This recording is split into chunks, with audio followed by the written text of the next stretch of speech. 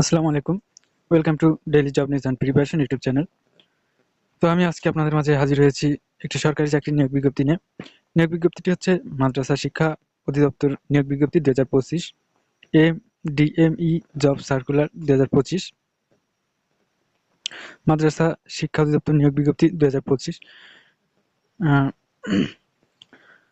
2025 মাদ্রাসা শিক্ষা অধিদপ্তর নিয়োগ বিজ্ঞপ্তি কর্তৃক প্রকাশিত হয়েছে DME job circular 2025 dme.tiltok.com.bd job circular 2025 এর মাধ্যমে 23 জন জনবল নিয়োগ করবে। ডিএমই জব সার্কুলার 2025 এর বিশদ বিবরণ দেখতে হলে ভিডিওটি কন্টিনিউ দেখুন। তো সার্কুলারটার সম্পূর্ণ বিবরণ দেখতে চাইলে আমাদের ইউটিউব চ্যানেলের ভিডিওটি সম্পূর্ণ ধৈর্য সহকারে মনোযোগ দিয়ে দেখতে থাকুন। একটু স্কিপ না করে সম্পূর্ণ ভিডিও দেখবেন, আর না হলে হয়তো গুরুত্বপূর্ণ কোনো তথ্য মিস করে যেতে পারেন। তো আমি এই ভিডিও শেষে গুরুত্বপূর্ণ কিছু তথ্য আপনাদের কাছে শেয়ার করব, যেগুলো আপনাদের খুবই কার্যকারী ভূমিকা রাখবে। তো আমাদের চ্যানেলে নতুন হয়ে থাকলে অবশ্যই সাবস্ক্রাইব করুন এবং আমাদের ভিডিওগুলো ভালো লাগলে অবশ্যই লাইক, কমেন্ট, শেয়ার করুন। তাহলে চলুন আর কথা না বাড়িয়ে সরাসরি বিস্তারিত দেখি। মাদ্রাসা শিক্ষা অধিদপ্তর নিয়োগ বিজ্ঞপ্তি 2025। পদের নাম, বেতন স্কেল, শিক্ষাগত যোগ্যতা এবং অভিজ্ঞতা। পদের নাম ব্যক্তিগত সহকারী, বয়স অনূর্ধ্ব 32। তো এখানে আপনার বয়স কিন্তু 32-এর কম হতে হবে। পদের সংখ্যা একটি, গ্রেড 14, এটা 14তম গ্রেডের একটি চাকরি। Welcome to Daily Job News and Preparation YouTube channel. Subscribe for daily job news. Thank you. বেতন স্কেল 10,200 থেকে 24,680 টাকা। শিক্ষাগত যোগ্যতা এবং অন্যান্য যোগ্যতা।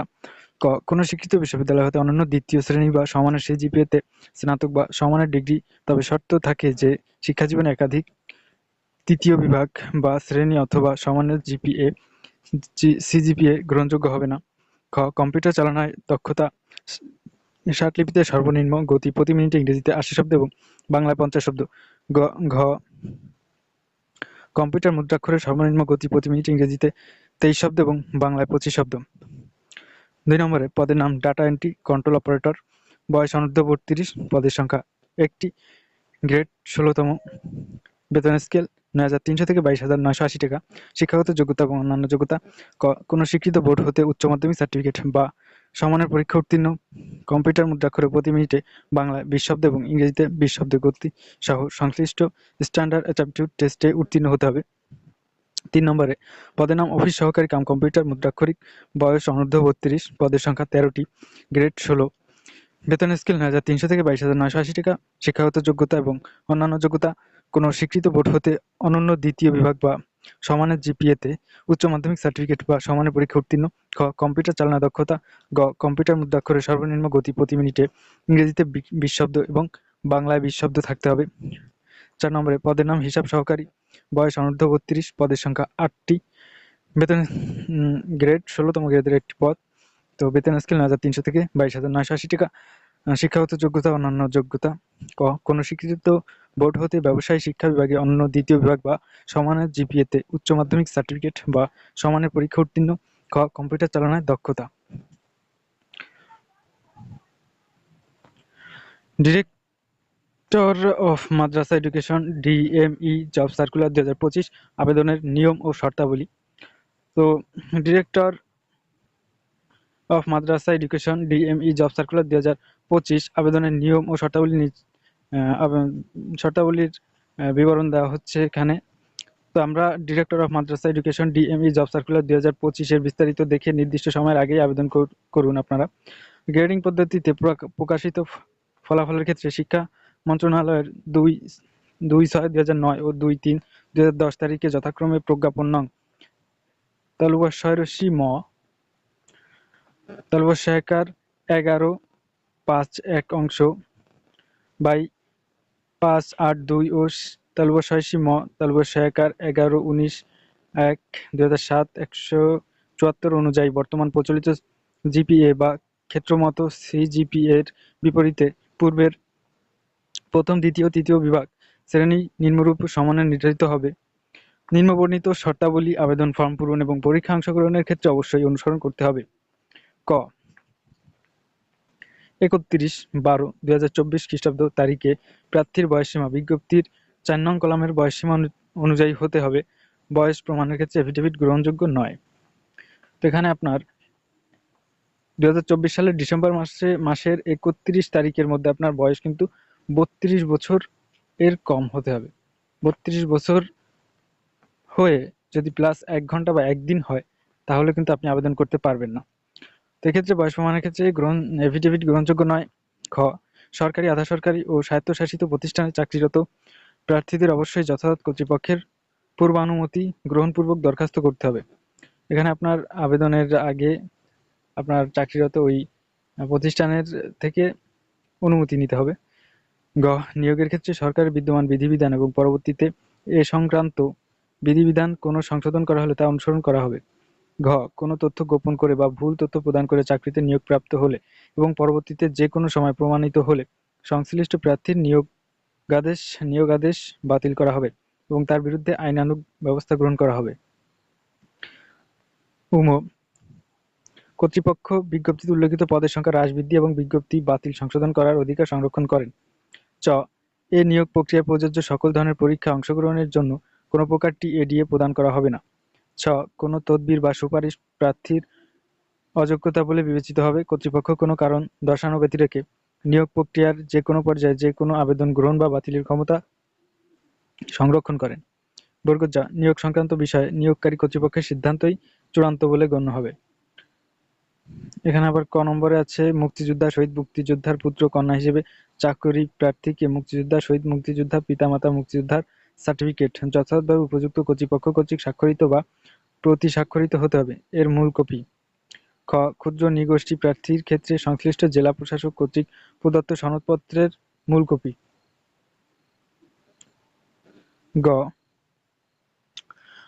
শারীরিক প্রতিবন্ধী তৃতীয় লিঙ্গের কোটায় প্রার্থীদের ক্ষেত্রে যথাযথ প্রতিষ্ঠান কর্তৃপক্ষ কর্তৃক প্রদত্ত সনদ প্রদানকারীর পদমর্যাদা কমপক্ষে উপপরিচালক পর্যায়ের হতে হবে, এর মূল কপি। ঘ, প্রার্থীর নিজ জেলার পৌরসভা, ইউনিয়ন পরিষদের চেয়ারম্যান অথবা সিটি কর্পোরেশনের ওয়ার্ড কাউন্সিলরের নিকট থেকে নিজ জেলা উল্লেখসহ নাগরিকত্ব সনদের মূল কপি। প্রার্থীর নাগরিকত্ব সনদ অন্য কোনো জেলা, পৌরসভা, ইউনিয়ন পরিষদের চেয়ারম্যান অথবা সিটি কর্পোরেশনের ওয়ার্ড কাউন্সিলর কর্তৃক প্রদত্ত হলে তা বাতিল বলে গণ্য হবে। চাকরিরত প্রার্থীকে মৌখিক পরীক্ষার সময় অবশ্যই যথাযথ কর্তৃপক্ষের অনুমতি পত্র প্রদর্শন করতে হবে। চ, জন্ম নিবন্ধন সনদ ও জাতীয় পরিচয়পত্র এনআইডি এর মূল কপি প্রদর্শন করতে হবে। ছ, শিক্ষাগত যোগ্যতার সকল সনদের মূল কপি প্রদর্শন করতে হবে। কোনো পদে নিয়োগের জন্য কোনো ব্যক্তি যোগ্য বলিয়া বিবেচিত হইবে না যদি তিনি ক, বাংলাদেশের নাগরিক না হন অথবা বাংলাদেশের স্থায়ী বাসিন্দা না হন অথবা বাংলাদেশের ডোমিসাইলের নাগরিক না হন। খ, এইরূপে কোনো ব্যক্তিকে বিবাহ করেন অথবা বিবাহ করার জন্য প্রতিশ্রুতিবদ্ধ হন, তিনি বাংলাদেশের নাগরিক নহে। তো এক্ষেত্রে কিন্তু আপনি আবেদন করতে পারবেন না। ডিএমই জব সার্কুলার 2025 আবেদনপত্রের সাথে যা সংযুক্ত করতে হবে। ডিএমই জব সার্কুলার 2025 নিয়োগের ক্ষেত্রে কর্তৃপক্ষের যে কোনো সিদ্ধান্ত চূড়ান্ত বলে গণ্য হবে। পরীক্ষা অংশগ্রহণে আগ্রহী প্রার্থীগণ http://dme.teltok.com.bd এই ওয়েবসাইটে আবেদনপত্র পূরণ করবেন। আবেদনের সময়সীমা নিম্নরূপ: অনলাইনে আবেদনপত্র পূরণ ও পরীক্ষার ফি জমাদান শুরুর তারিখ ও সময় 10-12-2024 খ্রিস্টাব্দ সকাল 10 ঘটিকায়। অর্থাৎ এখানে আপনার আবেদন প্রক্রিয়া শুরু হবে ডিসেম্বর মাসের 10 তারিখ 2024। তো এটা কিন্তু আবেদন ইতিমধ্যে শুরু হয়ে গেছে এবং অনলাইনে আবেদন জমাদানের শেষ তারিখ 31 ডিসেম্বর 2024 বিকাল 5 ঘটিকা। উক্ত সময়সীমার মধ্যে ইউজার আইডি প্রাপ্ত প্রার্থীগণ অনলাইনে আবেদনপত্র সাবমিটের সময় থেকে পরবর্তী 72 ঘন্টার মধ্যে এসএমএস এর পরীক্ষার ফি জমা দিতে পারবেন। ডিএমই জব সার্কুলার অনলাইন আবেদনপত্রে প্রার্থী তার রঙিন ছবি দৈর্ঘ্য 300 গুণ পোস্ত 300 পিক্সেল ও স্বাক্ষর দৈর্ঘ্য 300 গুণ পোস্ত 80 পিক্সেল স্ক্যান করে নির্ধারিত স্থানে আপলোড করবেন। ছবির সাইজ সর্বোচ্চ 100 কেবি ও স্বাক্ষরের সাইজ সর্বোচ্চ 60 কেবি হতে হবে। ডিএমইজি জব সার্কুলার অনলাইন আবেদন পূরণকৃত তথ্যই যেহেতু পরবর্তী সকল কার্যক্রমে ব্যবহৃত হবে, সেহেতু অনলাইনে আবেদনপত্র সাবমিট করার পূর্বেই পূরণকৃত সকল তথ্যের সঠিকতা সম্পর্কে প্রার্থী নিজে শতভাগ নিশ্চিত হবেন। প্রার্থী বিএমই জব সার্কুলার 2025 অনলাইনে পূরণকৃত আবেদনপত্রের একটি প্রিন্ট কপি পরীক্ষার যে কোনো প্রয়োজনে সহায়ক হিসেবে সংরক্ষণ করবেন এবং মৌখিক পরীক্ষার সময় এক কপি জমা দিবেন। তো এই ছিল আজকের নিয়োগ বিজ্ঞপ্তি। তো আমরা নিয়োগ বিজ্ঞপ্তির কিছু গুরুত্বপূর্ণ তথ্য জেনে নিব। তো ইতিমধ্যে যারা আমাদের ভিডিওগুলো দেখতেছেন তারা ভিডিওটিতে একটি লাইক দিয়ে ভিডিওটি শেয়ার করবেন। তো এখানে দেখুন, মাদ্রাসা শিক্ষা অধিদপ্তর নিয়োগ বিজ্ঞপ্তি 2025, সংস্থার নাম মাদ্রাসা শিক্ষা অধিদপ্তর, পদের নাম তো আগেই বললাম। পোস্টিং কর্তৃপক্ষের উপর নির্ভর করে, পদের সংখ্যা 23টি। চাকরির আবেদন অনলাইনের মাধ্যমে। চাকরির ধরন সরকারি চাকরি। লিঙ্গ ছেলে ও মেয়ে সবাই আবেদন করতে পারবেন। বয়স সীমা 18 থেকে 32 বছর। শিক্ষাগত যোগ্যতা সেটা তো আগেই বিস্তারিত আলোচনা করলাম। অভিজ্ঞতা, তো এখানে বিশেষ একটি সময় হচ্ছে আবেদনের শেষ তারিখ ও শুরুর তারিখ। আবেদন শুরুর তারিখ 10 ডিসেম্বর 2024 সকাল 10টা থেকে এবং আবেদন শেষ তারিখ 31 ডিসেম্বর 2024 বিকেল 5টা পর্যন্ত। Official website bpatc.teletalk.com.bd। তো আজকের ভিডিও এই পর্যন্ত, দেখা হবে নতুন কোনো ভিডিওতে। তো সেই পর্যন্ত সবাই ভালো থাকুন, সুস্থ থাকুন এবং আমাদের সাথেই থাকুন। তো আজকে এখানে বিদায় নিচ্ছি।